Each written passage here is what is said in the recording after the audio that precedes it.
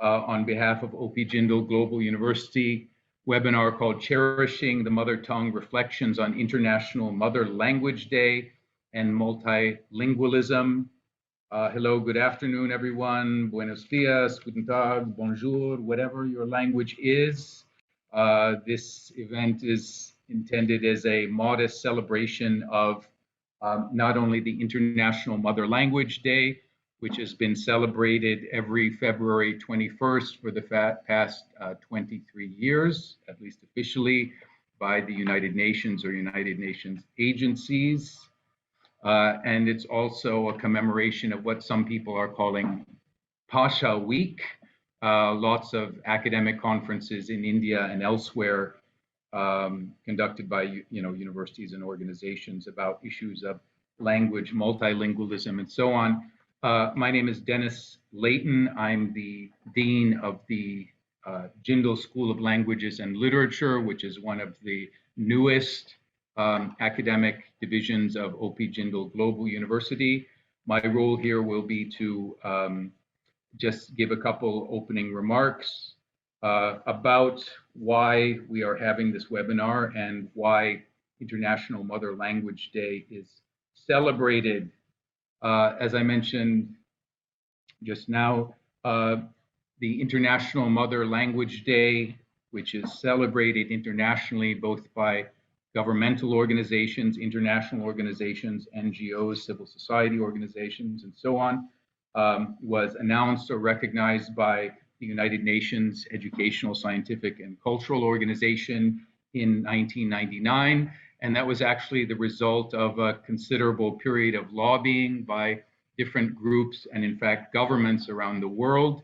My colleague, Professor Kishalay Bhattacharjee, will perhaps say something about the significance of that particular date, the 21st February. But it's interesting that although the UN has recognized International Mother Language Day through a resolution passed in 2002, it has done so without adopting or declaring a universal declaration of linguistic rights. There are activists around the world who have said that the Universal Declaration of Human Rights is incomplete without a Universal Declaration of Linguistic Rights as well. Currently, UNESCO and UN and other international organizations use the International Mother Language Day to promote language diversity and to encourage respect for linguistic diversity, and of course to urge different organizations to protect the spoken and written heritage of communities and populations. But again, I'm pointing out that they do so without recognizing, much less enforcing, a kind of legal right to use of particular languages. Language politics is a feature of the modern world, and several of today's panelists will address that issue. I would just like to draw attention to another kind of forgotten move on the part of international organizations and civil society organizations more than 100 years ago to apparently or attempt to solve conflicts over use of languages by introducing a new, apparently useful universal language, namely Esperanto. Okay, so some of you who are language scholars and students of language and literature know that there was a Polish Jewish eye doctor in German-occupied, Prussian-occupied Poland before the First World War, who over a couple of decades, several decades, invented a new language called Esperanto, which he intended to have as a kind of what's called an international auxiliary language. So people would continue to speak various languages, but in order to communicate more efficiently, there would be some kind of universal neutral language called Esperanto. And I mentioned this simply because various estimates of the use of this constructed language Esperanto today put the number of Esperanto users between 40,000 and 1.5 million people. Okay, that's a wide variation there, but I've looked at some studies by scholars and governmental organizations, and there are various claims about the use of Esperanto today. I'm simply mentioning this now because although you might conclude that it's been a failed attempt or a failed measure, it had the backing of international organizations even in the 1920s. In December of 1920, the League of Nations, which is often regarded as a kind of predecessor of the United Nations, passed a resolution indicating an intention to spread the use of Esperanto as a language. And just as in the case of the way that International Mother Language Day has been promoted by various literary and language organizations, there were a lot of players, not only in Europe, but in places like Korea and Iran or Persia in the 1920s, who were promoting use of this language, not as a replacement for real, actually existing languages, but to supposedly improve international cooperation through use of this international auxiliary language. Now, back to International Mother Language Day. You're probably aware that the Indian Prime Minister, Narendra Modi, in some recent speeches has referred to International Mother Language Day. And this is part of the continuing story of language politics and contestation over language policies of this vast and multilingual country of India. In some ways, the challenges faced by India are not different from that faced by other countries in recent times. But International Mother Language Day is officially recognized by very many national governments, and of course, as I said, is promoted by the United Nations and its related organizations. I wanted to say some other things about multilingualism and plurilingualism, but I don't want to get into a definition or discussion about that. And I think some of the panelists who will follow me will have things to say about multilingualism and plurilingualism. But we're happy to do perhaps a modest bit in putting together a panel of experts discussing various aspects of the use of languages and literature and means of communication in the world today. Thank you. Before I pass the baton, as it were, I'd like to thank the Vice Chancellor of OP Jindal University, Professor C. Rajkumar, for encouraging this initiative. I don't know whether he's in the audience or not, but I do thank him for encouraging me to go ahead with putting together a program. Without further ado, I ask my colleague, Professor Kishore Bhattacharjee, to say his bit. Thank you. Thanks so much, Dennis, and happy Bhasha Week. I'm no linguist, but I teach the language of communication and storytelling. Unfortunately, we teach it only in one language. And I hope someday we can impart the skills in several other languages, because I think that has become very important, particularly in India. I will start with a little a poem, a very, very important poem for this particular occasion, called Ekushe February, and it is in Bangla. It says, Amar bhaiyer rokte rangano 21 February ami ki bhulite pari. Amar bhaiyer rokte rangano 21 February ami ki bhulite pari. Chele hara shoto mayer ostru goraye February ami ki bhulite pari. The gist is that, how can I forget the the sky of 21st February, which is blood red with the blood of my brothers, who basically refers to the martyrdom of 15 students in Dhaka. Day before was Ekushe. Ekushe means 21st, and the day is remembered as Ekushe. So it's not referred to as 21st February. So Ekushe was triggered off, and it triggered off a major linguistic and political movement in the subcontinent, especially in the East. And that was a day when 15 students of the Dhaka University were shot dead because they wanted their language, Bengali, protected, and they wanted to flourish against the imposition of Urdu by West Pakistan. We all know what that led to. Excuse me. It began with language and the World Mother Tongue Day, which was also day before. They decided to make 21st February for the very good reason that 15 students, champions of their own language, were shot dead that day. Now, language can transcend, as in this case, many other affiliations of identity, like region and religion, which is the basis on which Pakistan is formed or was formed. Now, all kinds of identities give way to language, sometimes because that may be one of our primary loyalties when it comes to figuring out who we are. At the same time, we are talking about smaller languages, talking about smaller oral languages, talking about languages which do not communicate among themselves. And while we commemorate Ekushe, we must celebrate that both Urdu and Bengali are flourishing languages and haven't waged a war since then.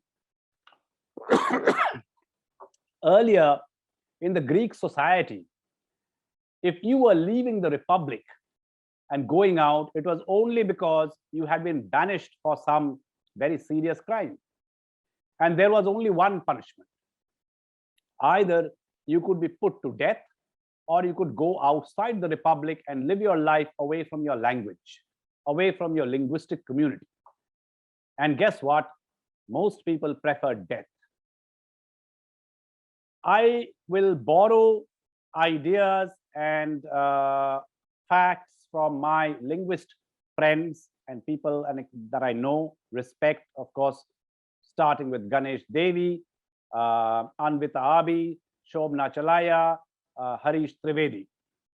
And we all, anyone who is familiar with languages or studies languages in India would know about the People's Linguistic Survey of India, which estimates that there are about 780 living languages in the country. Scholars claim there are approximately 6,000 living languages in the world. And thus India is home to about 1 out of every 8 languages on earth. Now the diversity is staggering. A language is not just a communication system, it is a unique worldview. And I think that is extremely important for us to emphasize, for us to understand. It is not just a mode of communication. One can translate a given meaning from one language to the other. There are always shades of meaning and nuances in any language that simply cannot be translated into any languages. And my colleague Maz will be speaking later in the session, who is a translator himself, apart from being a creative poet and writer, and he will be able to tell more about the translation of how difficult an art that is and how much of the original language we actually lose even in translation. Hence, and that's why, you know, the term that we say lost in translation. Hence, the great diversity of language in India needs to be seen as diversity of worldviews. It's not just diversity of words, of the unique ways of perceiving the world. And that is why it's so important to preserve. There was a person called Thak Bahadur Majhi in Sikkim, who was 80 years old in 2013. I am told that Thak Bahadur Majhi is no more with us. But in the last 10 years of Majhi's life, Majhi could only speak to birds and bees because Majhi was the only speaker of the Majhi community. There was no other. That was the last speaker of that community. Now, with Majhi's death, or the Majhi's departure, an entire knowledge system of the Majhi community is gone.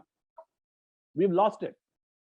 Fortunately, the People's Linguistic Survey of India had started by then, and they could record Majhi's language, but there are several hundreds of other such languages which are lost. The People's Linguistic Survey of India tells us that 225 Indian tongues went extinct in the past 50 years. And why tongues I'm saying? Because it is a technical way of saying, because language is something that is acknowledged by the census. And I'm coming to that. The Census of India 2011 data related to languages was released by the Census Office. And if you wish, you can actually go and read or listen to Ganesh Devi's several lectures, and he will be explaining this in greater detail of how 19,569 raw returns during the census of 2011. Many were, about 1,474 languages were dumped, which means, dumped means what? You've killed those languages. You've just said that those languages don't exist because there wasn't enough scholarly corroboration for them to exist.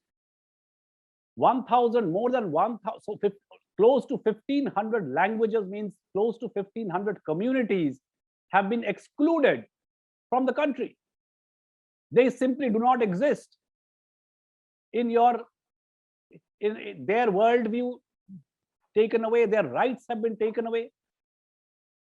Now, how does this matter? Many of these languages were put under 121 headings. They were not put under languages. Now, it matters because the data for Hindi was ramped up. The Hindi data shows a 52 plus crore. Because what they did is that they, in addition to its core speakers, they actually added Bhojpuri, many languages in Rajasthan, Himachal Pradesh, Uttarakhand, Haryana, Bihar. And at the same time, 17 of the 22 scheduled languages reported by the census showed a downward trend in the rate of growth in comparison to the growth in the previous decade. Just to give you a sense that if we follow the census of languages between 2011 and the next census, you will figure out how many languages the country has basically exterminated, which means there are different ways of exterminating people, not just, and Ganesh Devi actually calls it kind of genocide, because our constitution gives us the fundamental and non-negotiable right to free expression. And since it is not only accepts but encourages the idea of a multilingual India, is there not something profoundly unconstitutional in intimidating writers and thinkers or willfully suppressing people's languages? The UNESCO brief, and you mentioned, Dennis, the UNESCO brief for language rights describes denial of mother tongues or any willful concealment of mother tongue by member states as equivalent to a genocide. You mentioned glotticide, a strong word, but that's what UNESCO thinks. Quite ironically, the justification for both these actions is drawn from a common source, and that is a deeply flawed idea of nationalism. And I hope other colleagues will talk about it at length, of how language and nationalism is now a political weapon, how language is weaponized in a sense, how governments that have become intolerant of differences of opinion become heavy with hubris, and hubris and hegemony produce a dangerous environment, excessively proud rulers, intellectual mediocrity and lynching mobs. They can form to combine what threatens speech and forces civilization to close their minds. And I will end, ladies and gentlemen, with a quote from Rita Dove in the Kenyan review of 2019, if I'm not mistaken, where she asks, what does one do when language has been commandeered and manipulated by the forces of political and cultural power? When propaganda has become bold-faced lies with its vocabulary repurposed Orwellian style, nowadays perhaps more nefarious in its relentless denials of truth than the crude cries of Joseph Goebbels. Even orange, she says, has lost its innocent blush. To be muzzled is one thing. Having language stripped of verity, having words denied their meaning, is another challenge altogether. Thank you so much.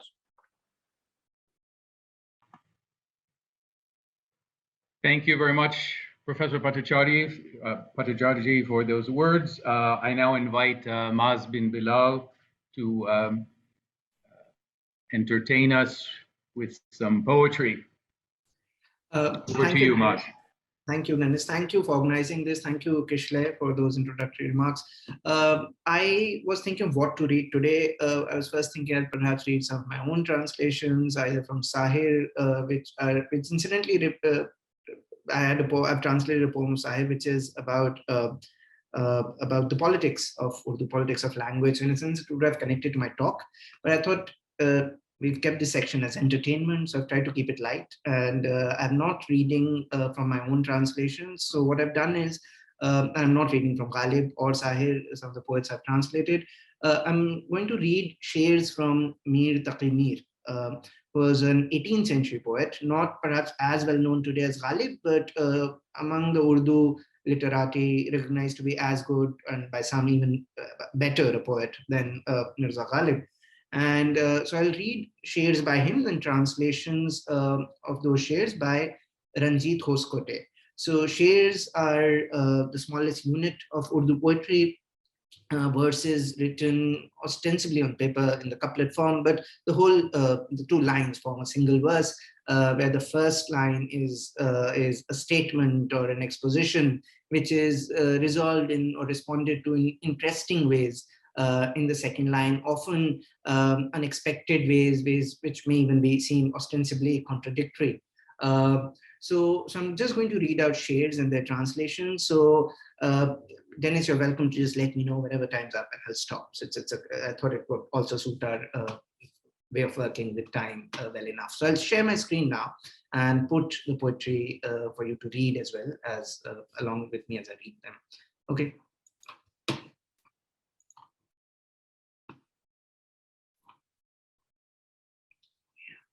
Yeah, can you see the poems? Yeah, all right. So this is just a selection of ashar, which is the plural of sher, from the work of Mir Taqi Mir by Ranjit Hoskote and translations by him. This is from a journal volume poetry. Darhami हाल की है सारे मेरे दीवां में, सैर कर तू भी ये मजमुआ परेशानी का. Pandemonium reigns across my collected works. Enjoy the ride, reader, through this volume of anxieties. So the anxiety is coming as a surprise, but it's an interesting, pleasant kind of a surprise. So you're being invited to tour his poetry, but ultimately the poetry is a collection of his anxieties, his difficulties of life. क्या मैं भी परेशानी खातिर से करीं था, आंखें तो कहीं थीं, दिल गम दीदा कहीं था. Was that even me, the sum of my scattered anxieties?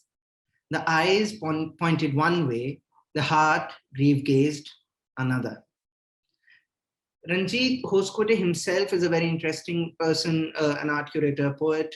He has a Kashmiri ancestry, but I think has spent a lot of his time in Goa, most of his life, I believe. And he's conversant with Konkani, Marathi, Kashmiri, Urdu, English, of course, I believe other European languages as well. So he's perfect, I think, to be reading out from on a day of languages. And Mir himself is a very interesting figure. He was from Delhi, the place of the origin of Urdu. I'll talk about him later in my talk as well. So I'll just get back to reading for now. रात हैरान हूँ, कुछ चुप ही मुझे लग गई नींद. दर्द पिन्हा था बहुत पर लबे इजहार न था. Last night, I'm still baffled. A silence overtook me near. The secret wounds were many. Not one opened its mouth. दिल की वीरानी का क्या मज़कूर है, ये नगर 100 मर्तबा लूटा गया. Of the heart's ruination, what report? This city has been looted 100 times over. Of course, he lived in a Delhi that was looted many times as well, the 18th century Delhi, where all these invaders from the northwest came, and the Marathas as well looted it and so on. I too am one of those people in this city whose homes have been trashed, whose everything lies in the flood's path. हम भी इस शहर में उन लोगों से हैं खाना खराब, मीर घर बार जिन्होंने कि राह सैलाब में हैं.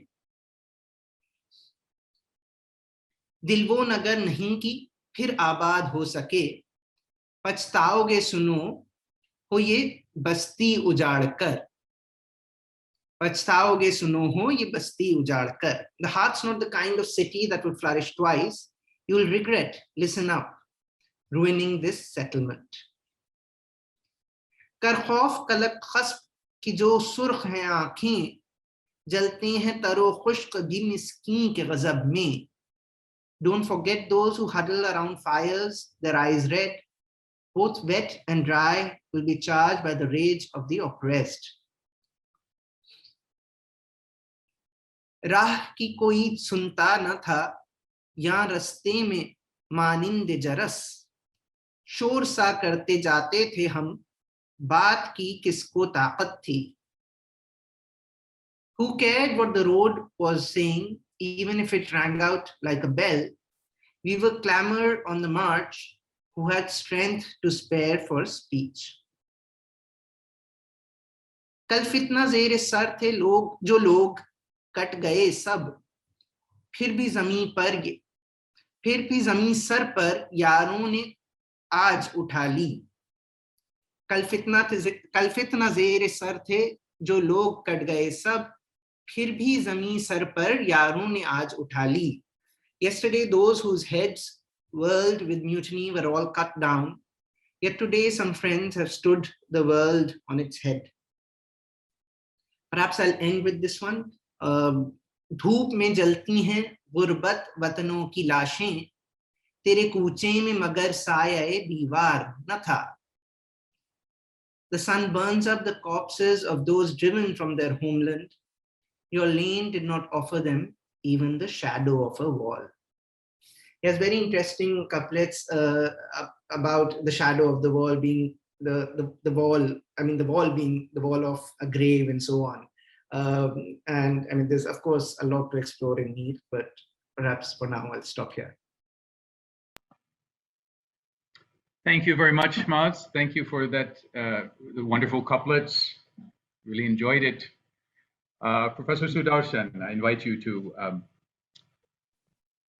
join thank us. you very much.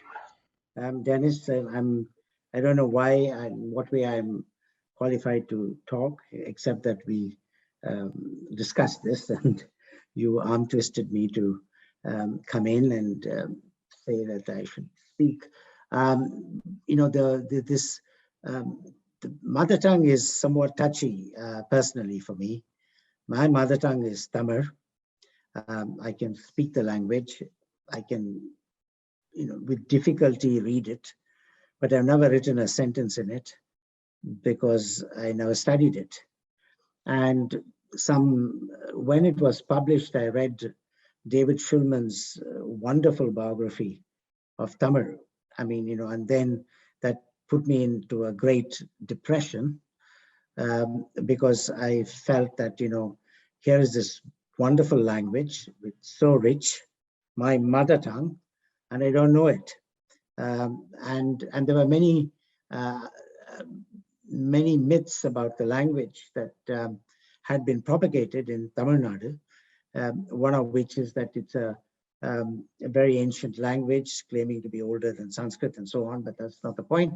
But they produced the government in Tamil Nadu after the, one of the good things about the Dravidian movement, apart from ironing out social hierarchies and bringing lower caste people into political power, which happened for a long time with the justice movement. They also gave a tongue and an eloquence in Tamil to the politicians of Tamil Nadu. So it's great to hear the political speeches of all of the Dravidian parties and their leaders. But one of the things they did was to say that Tamil is different from, you know, is older and, you know, greater in its literature and so on. And the rival language for them was Sanskrit. The problem is that all Tamil speakers use a lot of Sanskrit words in the language.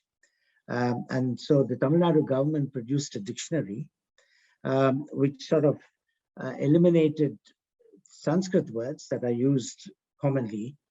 And then I happened to be working in the Ford Foundation in the 80s. And one of the things I was lucky to be involved in was there's an organization called Mori.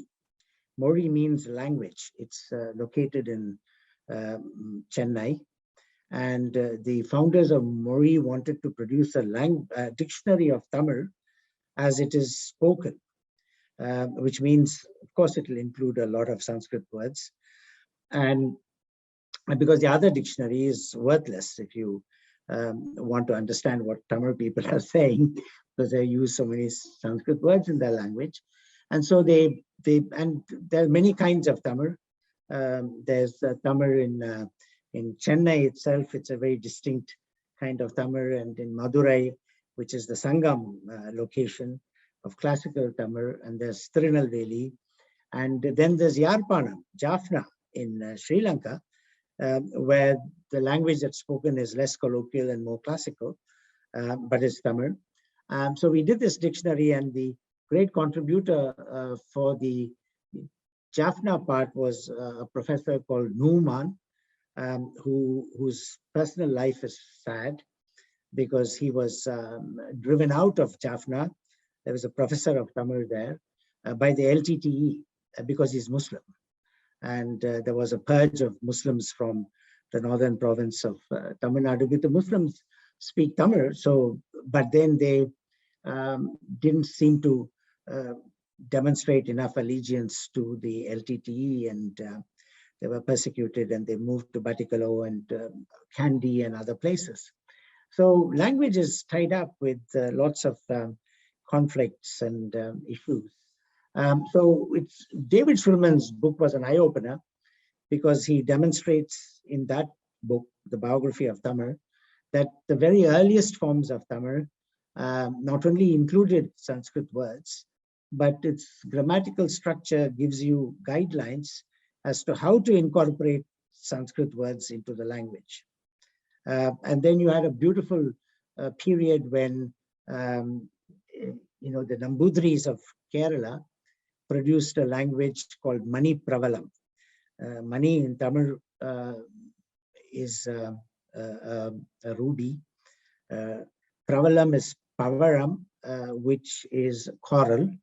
So a mix of Sanskrit and Tamil as the language, right? So that, and then there's all the Bhakti poems in Tamil, with which I'm familiar. I grew up with it, but of course I know I couldn't other than listen to it from other people, I couldn't enjoy it myself because I was hard up reading the language. And Shulman does a great job of demonstrating the richness of this. Now I have to say that, therefore, I think it is a regret, and so many of us who've been educated in, say, I can read and write Kannada because that was the state I grew up in, Kolar district, but Tamil, no.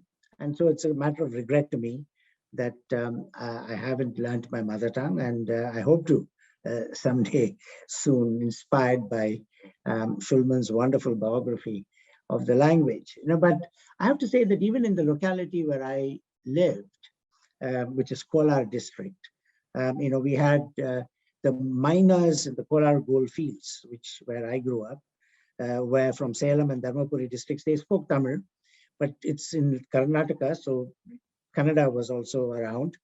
And then the bordering districts of Kolar are Chittor and Kuppam, and so the Telugu is spoken there. So, you had these languages. But the thing is that I found out there is a language which is spoken by a group of people, and there's a nice book called by Sugata Srinivasa Raju.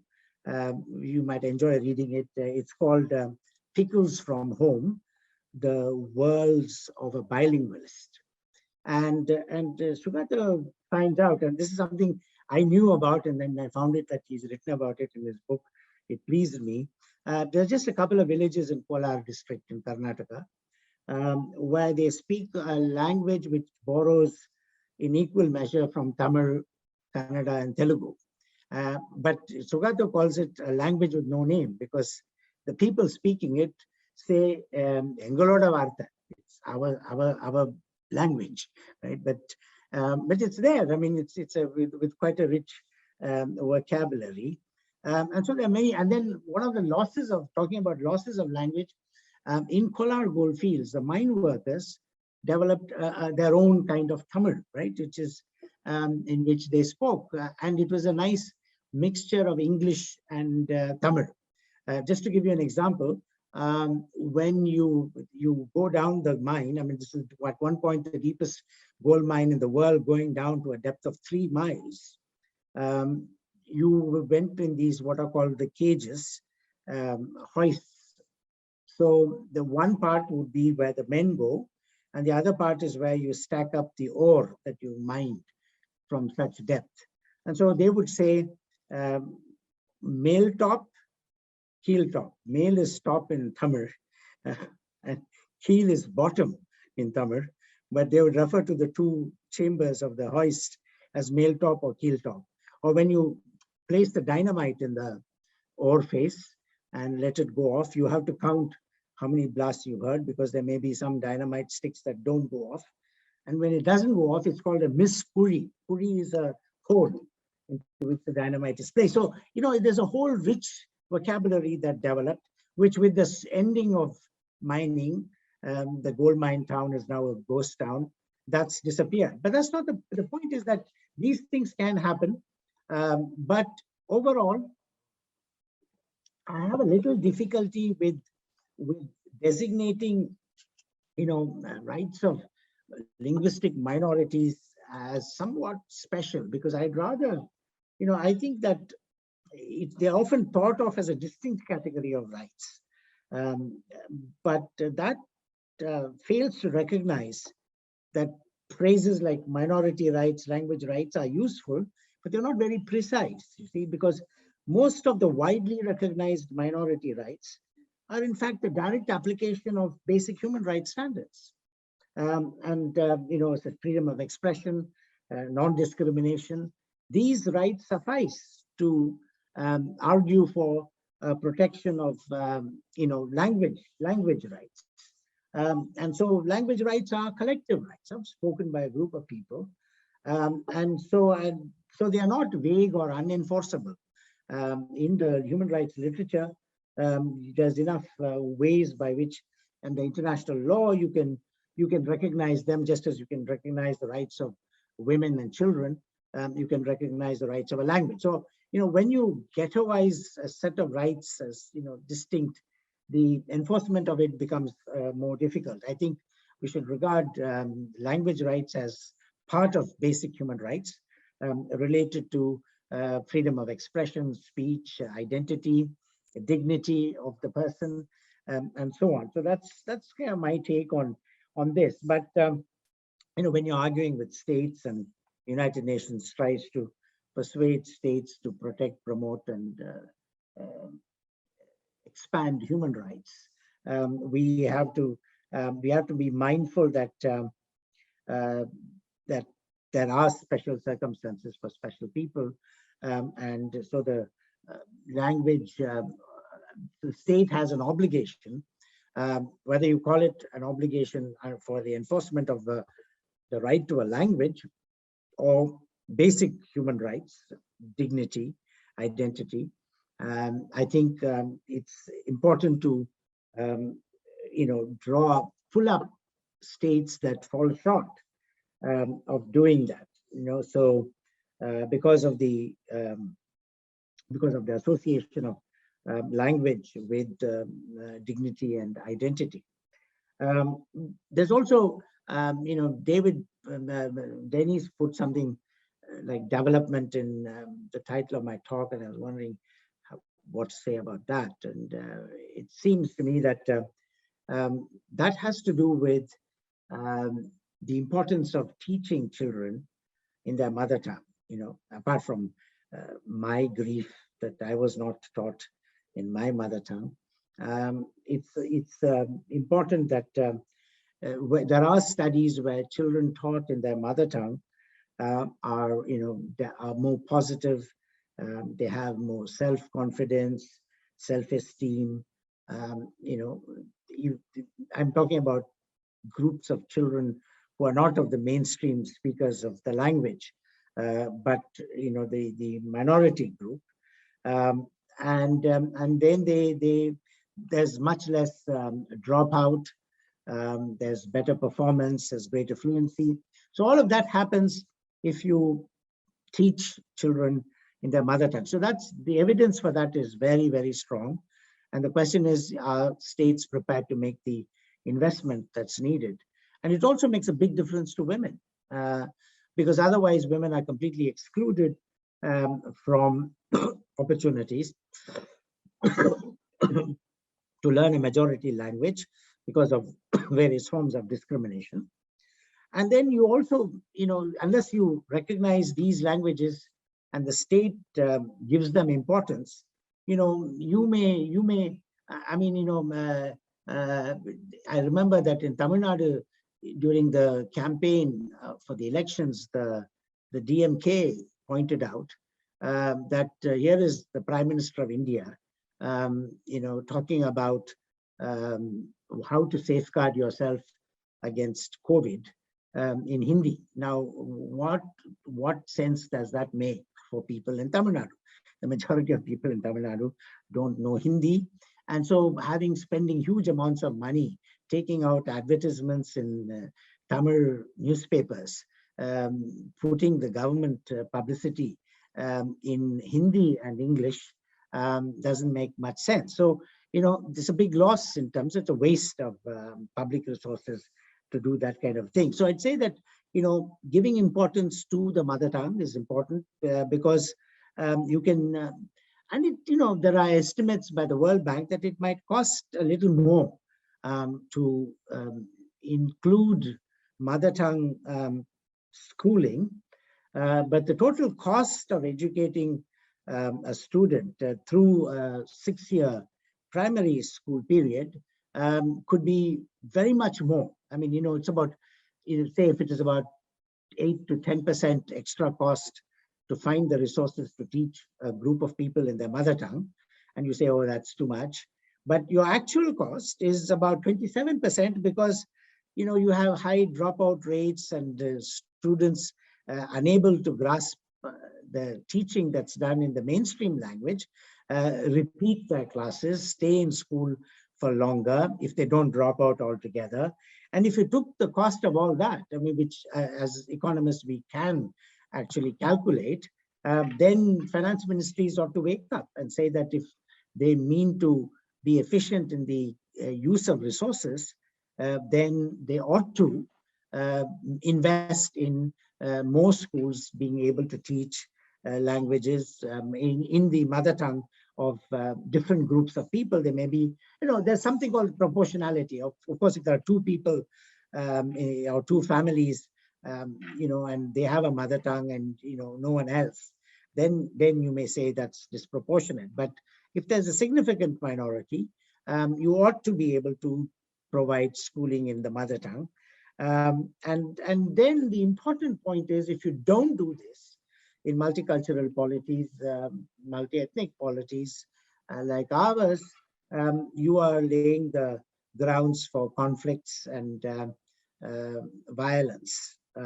Because I know the Mother Tongue Day was declared, and it was born out of a day of violence on the 21st of February, 1952. I mean, so that ought to signal to governments that if they don't pay attention to minority languages or languages spoken by a subset of people and don't make sure that they are able to learn in their own mother tongue, then they are sowing seeds for a great deal of conflict.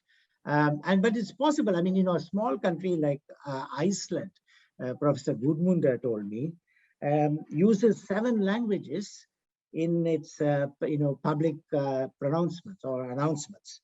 There's English, there's Polish, there's Serbian, Croatian, Thai for some reason, Spanish, Lithuanian, and Russian. All of this is used in Iceland when it announces something. When Iceland says what precautions to take for COVID, it does it in Icelandic and in these 7 other languages, right? Now that shows a kind of sensitivity of a government to this problem, right? And so India, of course, has 1.2 billion people, and as many languages as Kishale described. But it's important that we just don't limit that to just these main languages, right? And also there's a lot of misunderstanding. I mean, there's Tamil Nadu nearly broke away from the Indian Union over the question of the imposition of Hindi. So we have to be very mindful as to why the mother tongue is so important, and I think there are ways by which it could be done. It won't cost a lot of money in places where you don't have trained teachers. You see, you need a generation of teachers to get trained. But before that, you could use local people, right? In tribal areas, among indigenous people, and there are lessons in history. The Sami language was, discriminated against in Norway.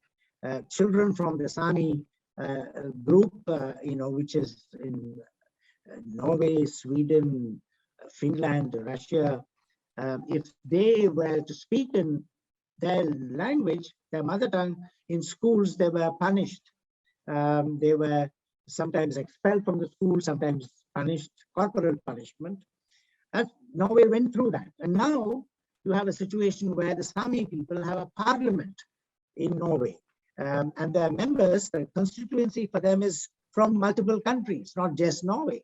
Now, that's the measure of possibilities, right? If a country could do that for an indigenous group like the Sami, right? I think we ought to be looking at possibilities of that kind, particularly with our tribal populations and with the Northeast, as someone like Verrier Elwin recommended to Jawaharlal Nehru when he was made the envoy of the government of India to the Northeast Frontier Agency. So, it's all possible. Thank you very much, Professor Sudarshan. Thank you very much.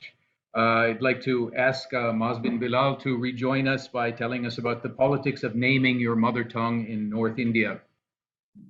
Thank you, Dennis. And thank you, Professor Sudarshan. I'll just take off from some of the points that you left us with. So I'll also be speaking largely of my mother tongue, which is Urdu, alongside Hindi, from which I think it is inseparable, but also to speak of this politics of naming them as two languages, and what this has resulted in over the long duration of the subcontinent and its history, at least over the last 2.5 centuries or so. So my mother tongue is Urdu, and perhaps it is sometimes mistakenly thought that it is the mother tongue of Muslims in South Asia. We've already, Kishlai pointed us to how there were Bengalis, now Bangladeshis, then East Pakistanis, who stood up for the right to speak Bangla, their mother tongue. And 15 of them were shot in one day at one point. Professor Sudarshan also spoke of the Sri Lankan professor of Tamil, who was a Muslim, who, again, due to politics, was almost pushed out of the Tamil community in Sri Lanka, North Sri Lanka, Jaffna, and so on. But my mother tongue is actually Urdu. My mother hails from Delhi proper, Shahjahanabad. Her family goes back to the time of Shah Jahan in Old Delhi. My father tongue is not Urdu. My father tongue is Punjabi. This is also a thing that a lot of Indians don't seem to think, that there are Punjabi Muslims, at least in India. There are. My father was born in Ludhiana, and his tongue was Punjabi, but mine is Urdu. Urdu itself was born in Delhi. It is often another misconception that Urdu is a language of the military camp. The word Urdu from Turkish does mean camp. But as the recently deceased scholar par excellence, almost, Professor Shamsur Rahman Farooqi showed us in his work, Urdu, the name for the language, is probably derived from the longer word for it, which was Zuban-e-Urdu-e Mualla-e Shahjahanabad. Zuban being tongue or language, A is off. So the Zuban of the camp, Zuban-e-Urdu, which was exalted, Mualla. So the exalted camp of Shah Jahanabad. Shah Jahanabad being the name for Delhi, Shah Jahan's Delhi, as it was founded by him. So Urdu, the word probably came from there and got attributed to the language. The language had other centers in Lucknow and in Deccan places like Hyderabad and so on, even Mysore and other places. But and probably in fact grew furthest first in the Deccan and then got more established in Delhi. But these were the language centers, the different dialects that are spoken in these places even today of the language. But this language wasn't always called Urdu. The language was called Hindi, Hindvi, Rekhta to begin with.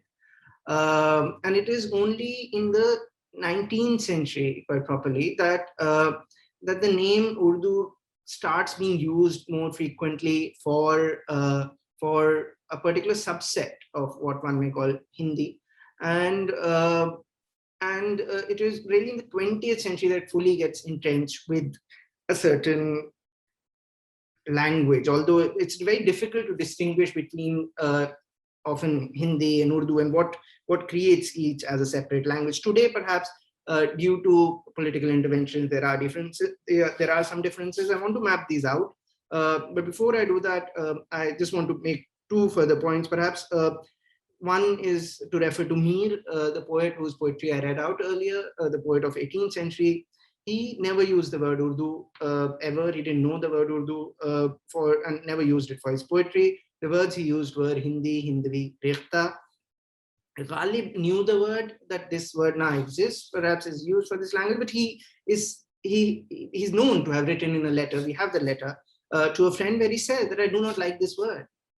And he used, for example, I'll read a couplet of his. रेख्ते के तुम्हें उस्ताद नहीं हो गालिब कहते हैं पिछले ज़माने में कोई मीर भी था. So you're not the only master of rekhta, Ghalib. There was another master in the previous age known as Mir. So he's using the word rekhta for the language, and rekhta literally meant macaronic, composite.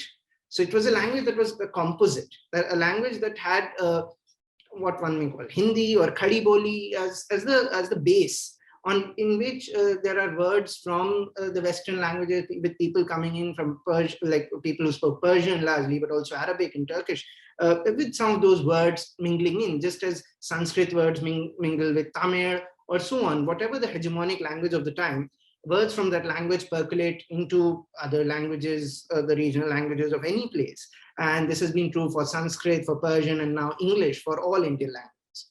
All Indians almost would know the words sorry or thank you today, if nothing else, in English, and would use them almost interchangeably with the words for these emotions in their own languages, thanks and sorry, and apology and gratitude. So it was really, I mean, this is, I'm now speaking from the work of Alok Rai, his seminal short tract book, Hindi Nationalism, where he describes how it is not necessarily due to malified intention, but largely due to British intervention in the years of beginning 1800, the year 1800 and onwards, that once the Fort William College is established in Kolkata, what is now called Kolkata, with the British Calcutta, and scholars get together to design textbooks to be taught to the British colonial officers who are now in India and have to learn Indian languages in the Indian lingua franca, which at that time was what may today be called Urdu, or would then may have been called Hindi, Hindvi, whatever, Hindustani even briefly. But at that college, the Fort William College, what these British appointed Pandits and Maulvis who are to create these textbooks do is, or they're asked to do, is to follow a two-language pact. They start devising Urdu and Hindi books. So far, most of the books that have existed have been in Persian, in Sanskrit, in Arabic, there haven't, or Tamil or so on, but there haven't been books in Hindi and Urdu. As Krishlai said earlier, quoting from G.N. Devi, Ganesh Devi and Professor Darshan also talked about, the fact that languages, and Dennis also spoke of it earlier, languages are what is spoken. It doesn't, languages are not something that has to be written. Ganesh Devi is, in one of his essays that I was reading earlier, has mentioned how for almost 65,000 years or so, if I remember correctly, mankind has spoken languages, out of which for only 5,000 or 6,000 years, mankind has written languages down. And writing is only like a photograph of a language. Writing is not language. But at Fort William College, what begins to happen is that the two separate language tracks that are created of Hindi and Urdu. Urdu is what gets written down in the Persian script, which is originally the Arabic script, and Hindi is what gets written down largely here in the Devanagari script, the Babani script. A little bit about the scripts, perhaps. Babani or Devanagari, which is also known as Babani, is the script often of Brahmins of Sanskrit, and was in fact denied to a large population, often because of caste issues and Manusmriti claiming that Sanskrit shouldn't be read or taught by the lower caste, the lowest of caste. The Arabic script, of course, gets attributed to Urdu, but till the turn of the 19th and 20th centuries, till the year 1900, this is again from Alokra's Hindi nationalism, the largest number of books that existed in whatever this tongue was, irrespective of naming, was in the Persian script, over 100,000 books. The second highest number of books that existed was in fact in a third script, Kethi, which was the script of Caius, about 40,000 books or so. And so only 10,000 books that existed in the Devanagari script, even though it is the dominant script of Hindi today.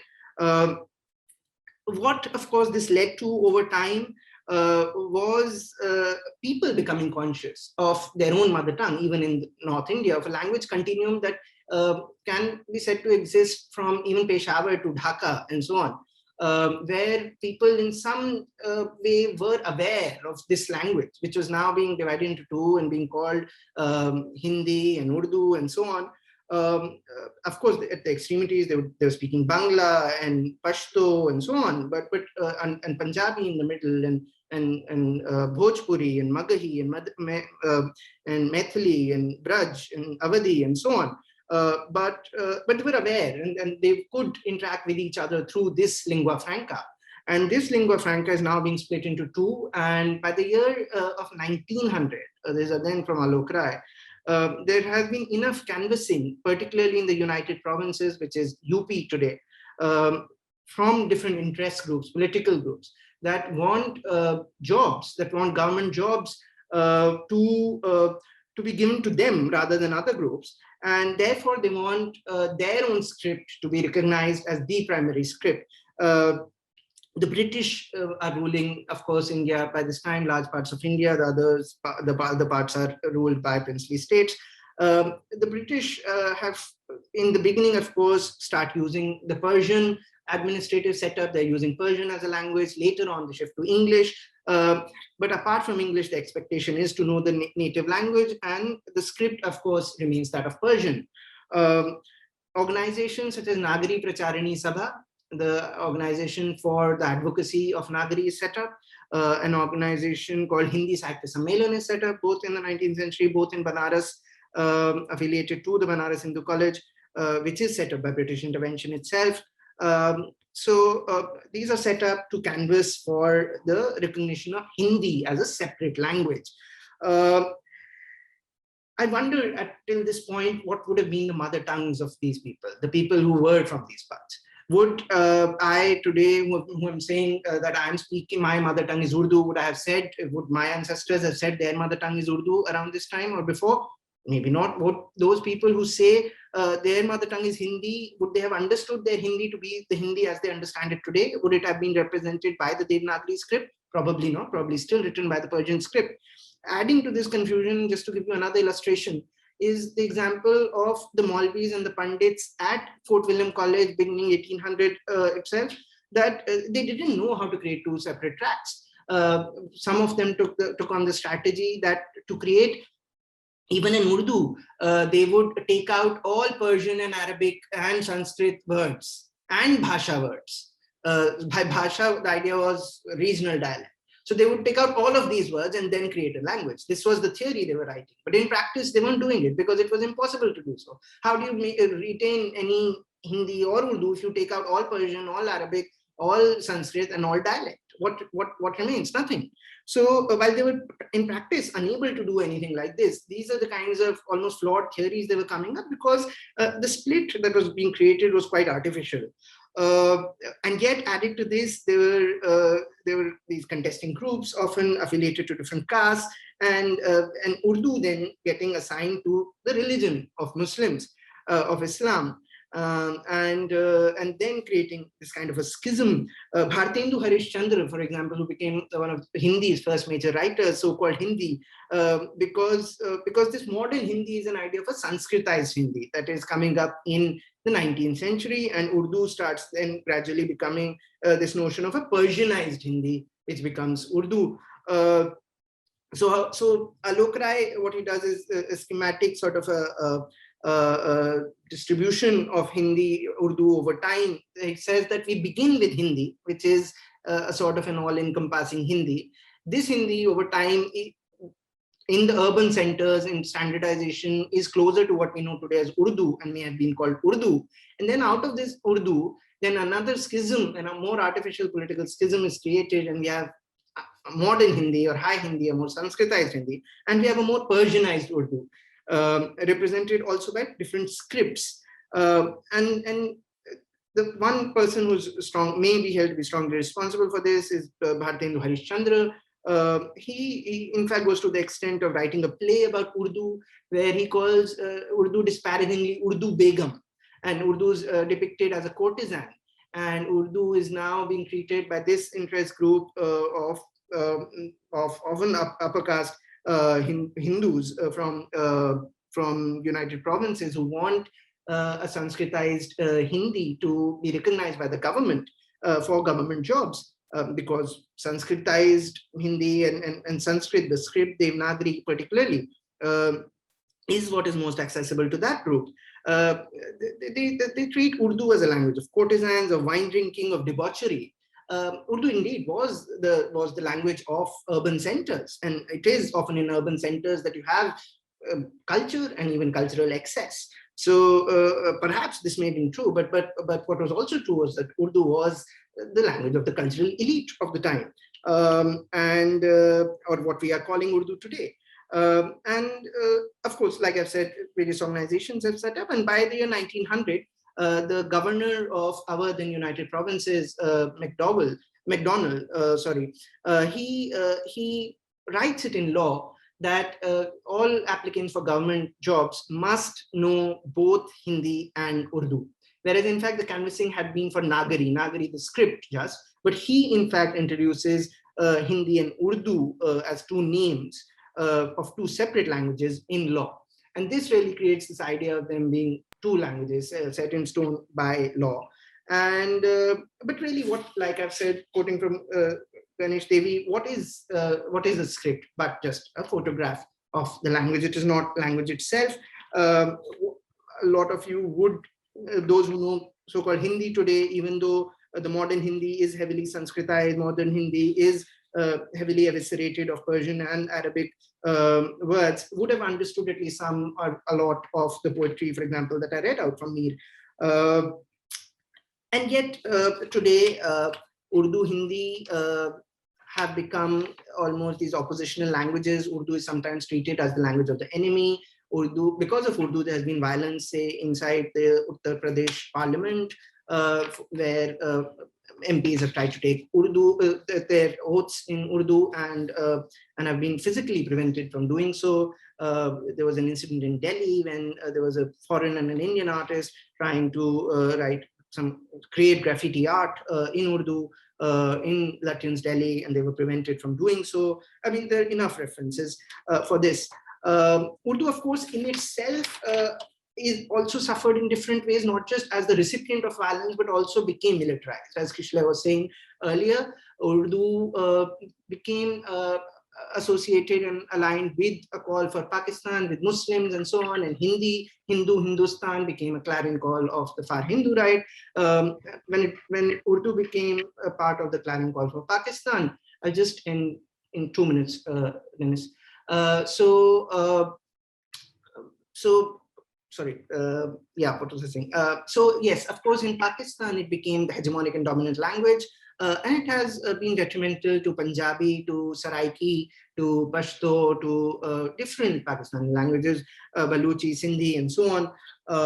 And in a sense, Hindi, as has been referred, adopted a similar stance in India. It almost usurped and absorbed Bhojpuri, Maithili, Maghai, 66 dialects actually, to extrapolate its own numbers of 52 million. This has also been the case that because of its association with Muslims, sometimes there are Muslims who do not have Urdu as their mother language, will still write Urdu as their mother language in India too. So the risks and the dangers and the problems are on both sides. In East Bangladesh, of course, it led to the extreme event of Bengalis being killed for wanting to speak their language as well. In India, though, there hasn't been a mass-scale language riot because of Hindi or Urdu. In fact, there have been language riots in Bombay because of Gujarati and Marathi. And I'll not speak too much about that. But perhaps let me present a small thesis then at the end to conclude. One is simply that, as Professor Darshan was saying, that minority languages should not be perhaps valued as languages in themselves, but as human rights of subset groups. Just as in Iceland, there are all these, there's a recognition of 7 languages. I spent time in Wales as a fellow there, as Charles Wallace Fellow earlier in 2018 and 19. And there, all signboards must be in Welsh, and for all official purposes, all directives must be given out in Welsh as well. This is practiced to an extent in India, but if we do that to even more languages, firstly, including Urdu and others, there will be greater jobs, I think, also a part of this as well in a time of declining jobs. But by losing, by naming these languages and by politicizing them, which is actually more related to what I was saying earlier, what we are doing is, and only standing for our own mother tongue, what we are doing is taking away knowledge systems of the other, taking away entire ways of being, and so on. And so when we stand for our own mother tongue, just for the sake of human rights, therefore, we must stand for all mother tongues, is really what my thesis is. If we name them, we have to stand. If we name, so it's not just also about standing for your own mother tongue and for all other tongues. There's also this gap, such as in Hindi and Urdu, of how do we name mother tongues. I think there's a complex dynamic there also that needs to be engaged. Jean Devi has also spoken of the loss of language as the loss of memory, and new histories and new memories being created. And states almost trying to contort memory for their own benefit. So this contortion of memory is, of course, contortion of our mother tongues as well. It is carried out through them. And this contortion is most evident in this schism of Hindi and Urdu, where an Urdu, which even today is much closer to a standard Hindi, is recognized as a separate language, but Bhojpuri, which may be even less intelligible to a lot of Hindi speakers, is still Hindi. So this contortion of memory is part of contortion of mother tongues, and which is ultimately throttling even our loves, even our language of love itself, because that is what ultimately our mother tongue is, our language. Thank you. Thank you, Maz. We're going to have to move on in the program now. Thank you very much. Thank you. I now invite Akshay Kale to read a poem in its translation. Thanks a lot, Maz. That was a very interesting intervention. And I will just read out one poem by the great Pablo Neruda, and its translation into Marathi done by me, and its translation in English as well. Just a couple of observations on the choice of the poem. So I just read in the Hindu Literary Review on Sunday, I read an excerpt of Gayatri Chakravarti Spivak's 1998 Academy Award acceptance speech. And in this excerpt, she talks about the importance of dictionaries in the mother tongue. To have good dictionaries in all the, as she calls the idioms, right? Citing the irreducible importance of the idiom. So the poem I've chosen is precisely Ode to a Dictionary, written by Pablo Neruda, part of his Elemental Odes. So I thought it would be a good fit for today's occasion and the celebration of the International Mother Tongues Day. So I will just read out the original in Spanish. It's a long poem. I'll read out an extract of it, and I'll also read out the corresponding translations in English and in Marathi at the end. Right. So I'll just start.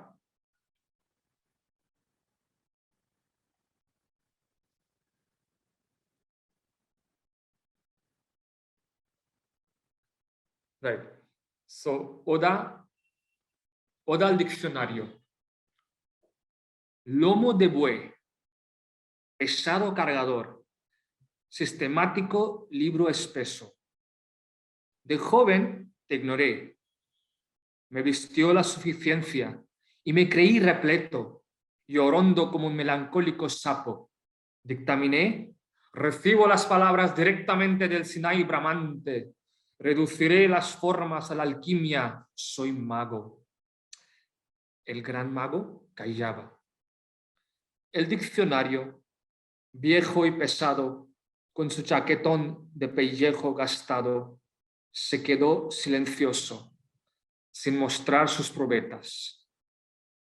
Pero un día, después de haberlo usado y desusado, después de declararlo inútil y anacrónico camello, cuando por largos meses, sin protesta, me sirvió de sillón y de almohada, se reveló y plantándose en mi puerta, creció, movió sus hojas y sus nidos, movió la elevación de su follaje, árbol, era natural, generoso, manzano, manzanar o manzanero, y las palabras brillaban en su copa inagotable, opacas o sonoras, fecundas en la fronda del lenguaje, cargadas de verdad y de sonido.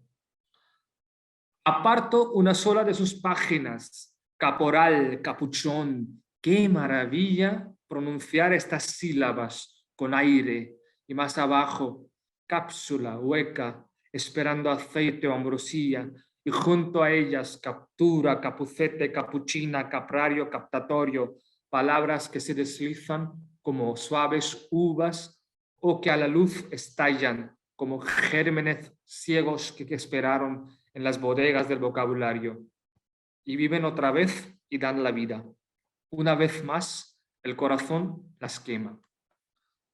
Now the translation in English by a translator called Jody Leighton.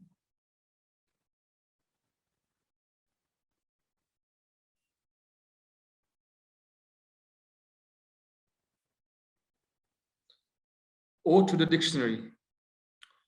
Ox shoulder, heavy loader, systematic thick book. As a young man, I didn't know you. I was dressed up to sufficiency, and I believed myself full up and puffed up like a melancholy toad. I declared, I received the words directly from a roaring Mount Sinai. I'll reduce their forms by alchemy. I'm a wizard. The great wizard was silent. The dictionary, old and heavy, with its binding of worn leather, remained silent without showing its resources. But one day, after having used and misused it, after declaring it a useless and anachronistic camel, when for long months without protest, it served me as an armchair and as a pillow, it rebelled and planting itself in my door, it grew. It moved its leaves and its nests. It moved the elevation of its foliage. The tree was a natural, generous apple tree, apple grove or apple-like, and the words shone in its bottomless cup, dull or sonorous, fertile in the fronds of language, loaded with truth and sound. I select only one of its pages, caporal, foreman, capuchon, monk's hood. What a marvel to pronounce these syllables with air, and further down, capsula, capsule, hollow, waiting for olive oil or nectar, and next to them, captura, capucete, cappuccino, caprario, captatorio, words which flake off like smooth birds, or which explode in the light like blind germs which waited in the storerooms of vocabulary, and live again and give life, Once more, the heart sets them afire. Now I'll read out the translation which I did for the in a project which was sponsored by the Chilean embassy. So I translated a couple of odes by Neruda into Marathi. I'll just read out my translation into Marathi of this ode to the dictionary.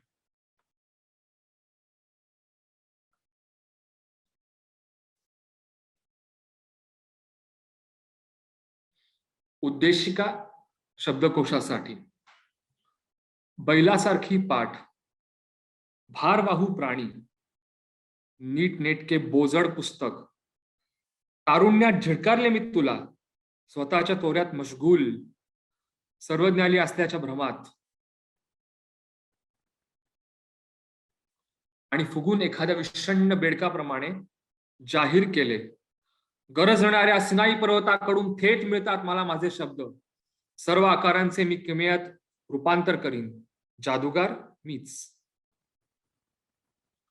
महान जादूगाराने मात्र मौन बाळगले, जीर्ण आणि जड शब्दकोश आपल्या अजागळ वेष्टनात गप्पर बसून राहिला, गुपित ठेवून आपली प्रयोग साधने. Thank you. That was it. I hope you got a sense of it with the English. The English translation is actually quite good, and the original poem is obviously a thing of wonder. All these element notes by Neruda are, I think, one of the highest cultural manifestations in the Spanish language. So thanks again, Dennis, for giving me the opportunity to read the translations, and thanks for this opportunity. Thanks. Thank you very much, Akshay. Thank you. Moving on to Dr. Shruti Jain on why engage with mother tongues. So thank you so much, Professor Leighton. The term mother tongue is widely debated today. We've already got a feel of it. Professor Sudarshan talked about it. Ma spoke about the dilemmas that actually surround the term mother tongue. And yet, despite much criticism about the mother tongue, we are not able to distance ourselves from it. It is still called Matribhasha in many Indian languages, Muttersprache in German, Lingua Materna in Spanish, or Mamriloschen in Yiddish. So it should not surprise us that language is associated with the feminine gender in most world languages today. So, and why is it so? Clearly, the term goes beyond the realm of the biological mother. What I will now try in my 8 or 10 minutes is to revisit very briefly the idea of the feminine, the maternal in the context of languages. So the metaphor of the feminine can be traced back to the Rig Veda, where the divine mother is lauded as speech. I quote, "Speech was and is the mother." Here we come across the goddess of speech, Vak Devi. As the embodiment of originary sound, Vak Devi is the source of all life. She is later identified with the river goddess Saraswati, whose principal attributes are speech, knowledge, learning, and the arts. Unlike most Indic goddesses, Saraswati is associated with wisdom rather than fertility. Her sovereignty over the domain of language emphasizes the maternal as intellectual creative impulse rather than a physical procreation. One could say that she's a mother beyond mothering. Vak Devi is also connected to the goddess Tara, Kali's first emanation. Interestingly, a mention of Kali appears in the Mandukya Upanishad, where Kali is the name of one of the 7 tongues of Agni, the god of fire, and the feminine form of time, Kal. So Kali's protruding tongue is the tongue of Agni, which sticks out and reminds us that this tongue emerges from her fiery of lightning-like body as the primal tongue or speech. In the iconography of Kali, it is said that the garland of the 51 skulls that she wears signify the 51 alphabets of Devanagari. So it is Kali as the tongue that produces speech, Vak or Tara. Thus Tara and Kali are speech and tongue respectively.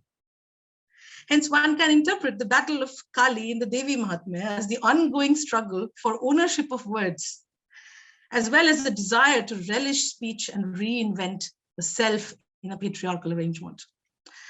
In the Rig Veda, Vak has been divided into 4 parts. And This corresponds with what Bhattacharya also says. He tells us there are 4 levels of speech. Well, the para, the madhyama, the pashyanti, madhyama, and vaikhari, right? And these levels are traditionally classified as para and apara. I refer to a book on communication theory and practice written by Om Prakash Singh, and there he translates para as the trans divine knowledge of lightning spirit, and apara, under which he the other 3 levels are subsumed as placental knowledge, a knowledge that the fetus has in its embryonic prenatal state. This reminds me of a conversation between Lucy Regare and Helena Rouche, published in the book Je t'aime, Toward a Culture of Difference, where they speak about the semiotic value of the placenta. It emerges from their discussion that the placenta is a biological third space that arises with the intention of accommodating the other. It belongs either to the child and the mother or to neither. It is a unique space that does not treat the foreign body as an antigen. Rather, it prevents defense mechanisms from being activated. Thus, the feminine can be seen as a socio-symbolic space that generates difference, and this has important implications for a peaceful coexistence between the self and the other. A reimagining of the maternal in this way allows us to comprehend language beyond the rigid patriarchal parameters of hierarchical power structures, and to reinterpret tradition as a permeable to revitalization, reinterpretations, and renewal. The connection between language and the mother symbolizes and allows spatial arrangements that are open to plurality. So I would now start asking my students, after having studied a little bit and after having heard you, what are your mother tongues? And not just what is your mother tongue? Where others exist freely alongside one another. The German thinker and polyglot Goethe surely believed in such a third space open to plurality. The concept of the eternal feminine is of paramount importance to him. He believes in the idea of pure phenomenon and also sees nature as language, as a material representation of phenomena. According to him, the force of a language does not consist of rejecting what is foreign, but of swallowing it. And he also says, wer fremde Sprachen nicht kennt, weiß nichts von seiner eigenen. Those who do not know foreign languages know nothing of their own. It is no wonder that Goethe gave us the idea of the world literature, Weltliteratur, that was based on a deep understanding of respect, appreciation, tolerance for different people and their cultural heritages. He made us aware that we do not live in isolated compartments of national monolingual identities, that we are global citizens. Hence, today we learn a language because there is an organic need to cope with the cultural penetrations in the spaces that we thought were exclusively ours. We learn a language because we need to fill in the knowledge gaps. We learn a language because we want to cope with, negotiate with, and understand, recognize, and learn from the other, who is interestingly already gradually becoming a part of us. And that is why, as Goethe implied, by learning so-called foreign languages, other tongues, we actually only try to understand ourselves, our mother tongues, in the plural. Thank you so much for your kind attention. Thank you very much, Shruti. That was wonderful, wonderfully concise, and yet a lot to think about. You put things very nicely. Thank you very much. I now ask Kashish Tiwari from the Admissions and Outreach Division to just run through a few slides and say a few things about undergraduate programs of this university and several schools which have to do with languages and literature and communications. Thank you. Thank you so much, Professor. So I will try my level best to be very, very crisp. And actually, there are just 2 broad points that I want to make through this presentation. So very quickly, the first one is about JGU and about what we have to offer. So currently, we are divided across 12 different schools or departments, as you might want to call them. And at the undergraduate level, we offer 35 programs. And at the postgraduate level, we offer 16 programs. And we also offer a program at the doctoral level. So what are these 35 undergraduate programs that we offer? So the 12 different areas of study or disciplines are law, business, international affairs, public policy, liberal arts, journalism, art and architecture, banking and finance, environment, psychology, languages and literature, along with public health. So, in an attempt to do justice to today's theme, I want to shed some light on how here at JGU, we try our level best to incorporate languages and linguistics in our curriculum, in our pedagogy. So, building upon the programs that we have to offer, and one of the newly launched schools, which is dedicated to languages and literature, I would like to say a few words specifically about this school. So, the Jindal School for Languages and Literature, or JSLL, as you might want to refer to it, is the 11th school of JGU and was launched last year on 23rd September. And there are two pilot programs that have been launched, which is the BA Honors in English along with the BA Honors in Spanish. And since global is our middle name and we try our level best to provide international exposure to all our students, I have also mentioned some statistics here with respect to internationalization. So when it comes to Spanish-speaking countries, JGU has 17 agreements for study abroad in 7 Spanish-speaking countries, and JGU has more than 50 agreements for study abroad and student exchange in English-speaking countries. And the idea, the vision behind the School for Languages and Literature, well, JSLL is being established to encourage innovative research and effectively teach languages, linguistics, and literature studies for our present hyper-globalized world, where when language learning and intercultural communication are more important to human flourishing than ever before. Now, building upon this and how the point I made earlier about how we try our level best to incorporate languages and linguistics in our curriculum and pedagogy, I want to shed some light on the institutional resources that we have to offer for all our students. To start with, we have a dedicated center for global languages, which is the Global Languages Center. Now, this center has been established for enabling JGU students to explore languages by undertaking courses based in them. So how does this work? I have listed down some of the courses which have been offered in the past, which include German, Arabic, French, Spanish, Mandarin, professional communication in English, introducing French for management and business, introduction to Russian language and culture. Now, not all these courses have been offered by the Global Languages Center directly. For example, Mandarin, we have a dedicated Taiwan Education Center as well, through which the course on Mandarin is offered. And something I want to highlight at this juncture, which is very interesting, is JGU's focus on interdisciplinary learning. Now, what does interdisciplinarity mean? That students enrolled with one particular program, one particular school, are by no means restricted to the courses being offered by that particular program or school itself.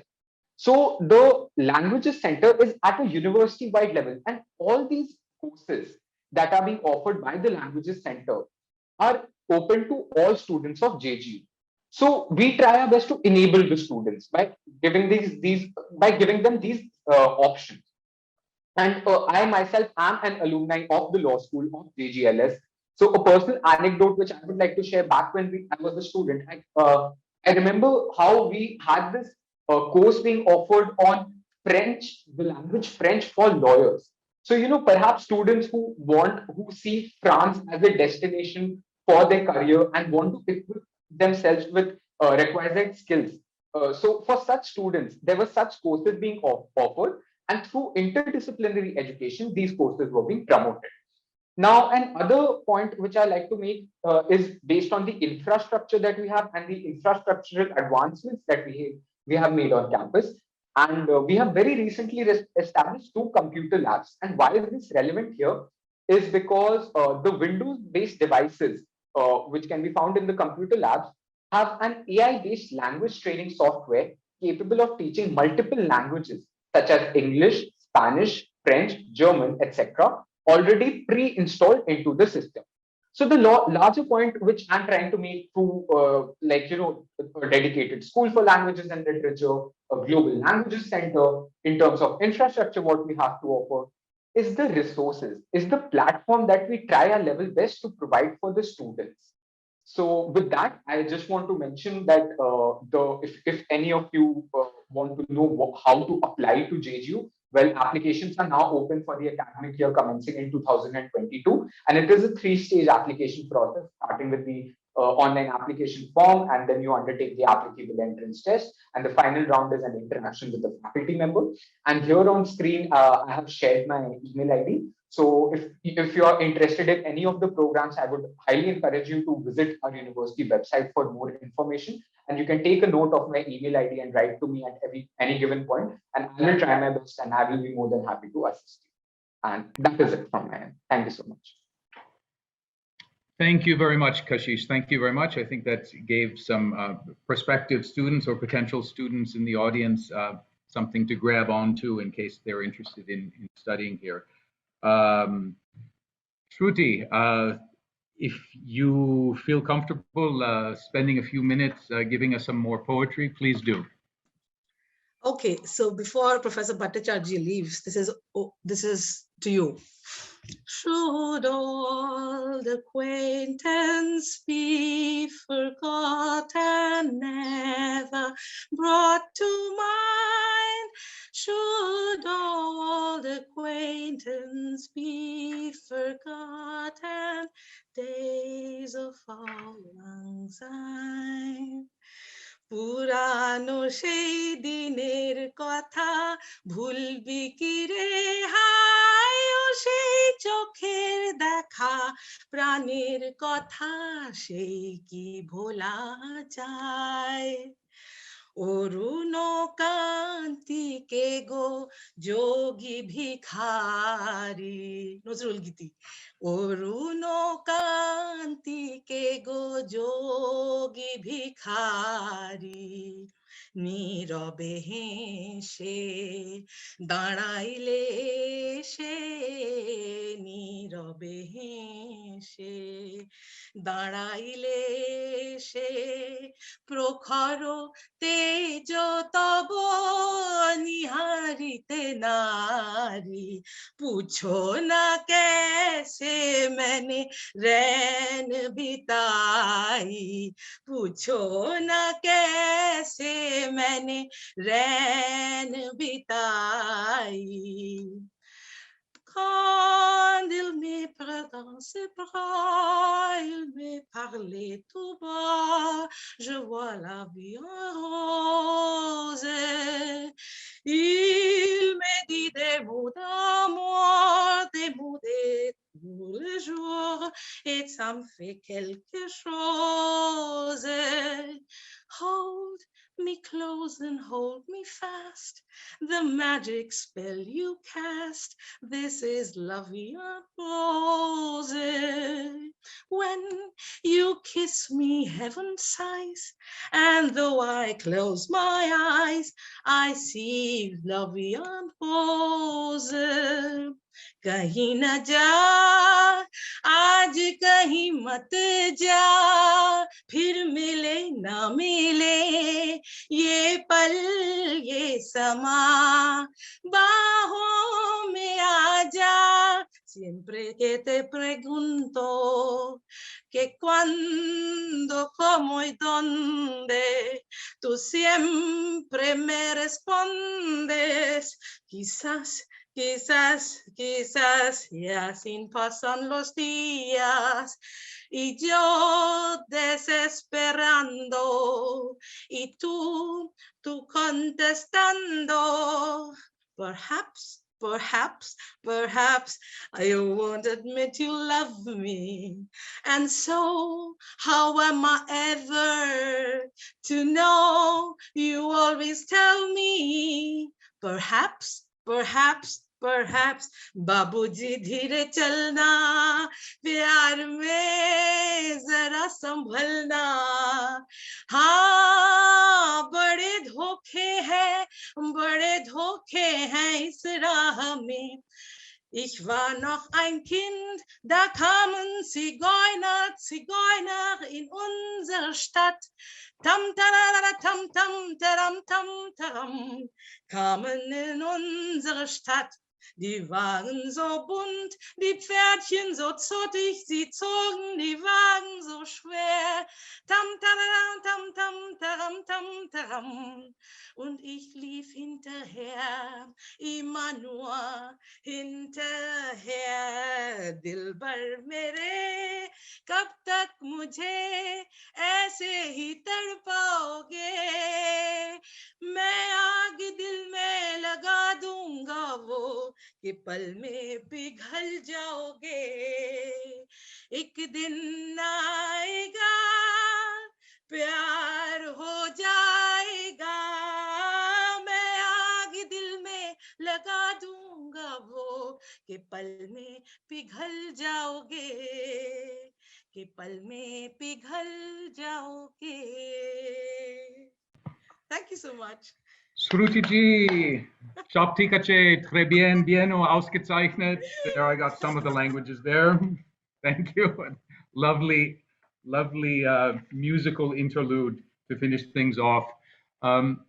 Thank you all, panelists, especially for being involved in this, something that was put together quite quickly, but anyway, and thank you also, Kathleen Modrowski, for agreeing to give some closing remarks here. How can I follow Shruti?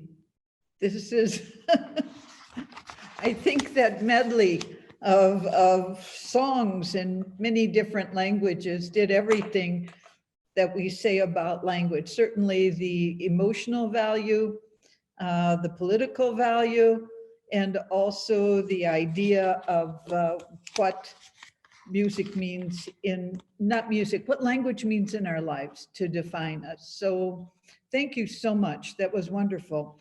I must apologize that I could not hear Dennis nor Kishale. So I won't, I will thank you both very much.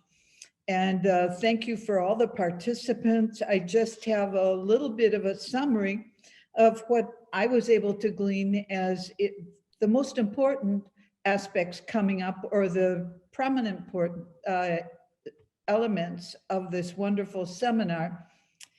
Although I think this is a very brief summary.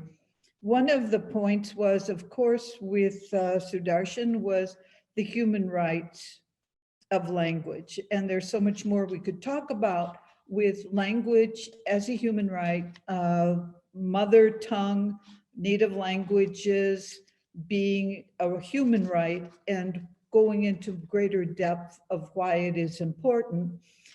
Certainly we have plenty of examples around us when we see that one language is favored over others. Then there's a political domination, and that's another theme that comes out of this talk, is the political domination and wealth of language that arrives, or the transactional space that's been created by language.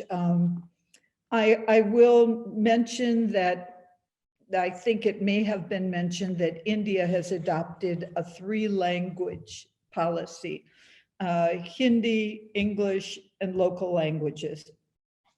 This is very imperfectly carried out throughout the country. And we also have areas where a 4th language is being put into the curriculums as well. My own experience in the villages around JGU has been that while the government schools impose English language curriculum, almost no one really knows how to speak it.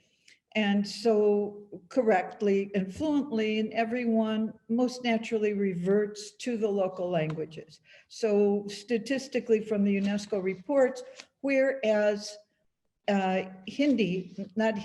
English is the favored language of advanced higher education, more and more people are speaking it imperfectly. And this leads to really big questions of why and what do we do with making Hindi and other languages acceptable. I think it's a dilemma for people who are looking for their livelihoods outside the country. But some of these were brought out. with the idea of different policies about having native languages, mother tongues being used in the schools. And that's a whole other conference we could have on it. Thank you so much, Akshay, for the poetry of Neruda. Just the music of the language was absolutely exceptional. And I think it brings up that other aspect of language, which is the tonality of it. We often think of the substance of words, but we don't think of the tonality. Maz brought out the whole debate around the subject of Urdu and Hindi and the complex history and transformations that took place in the language. And then, of course, we have Shruti, who has enlightened us as to the feminine aspects of language as well. So I think I know I'm missing very big parts of what was said, but this is a very brief summary.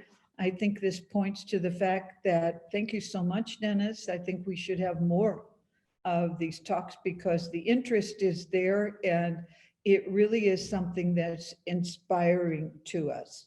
And also it helps us put language in a very different perspective and makes us think consciously of language, not just something we're taking for granted.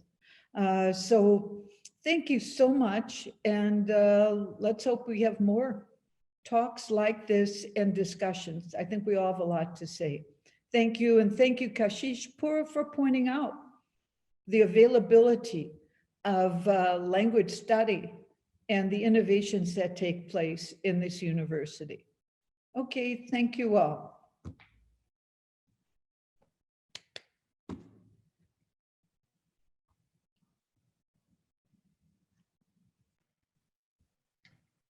All right, thank you all. I don't know whether we are cut off from the public or not, but we reached the end of our program. Heroic efforts from all of you. Thank you very much.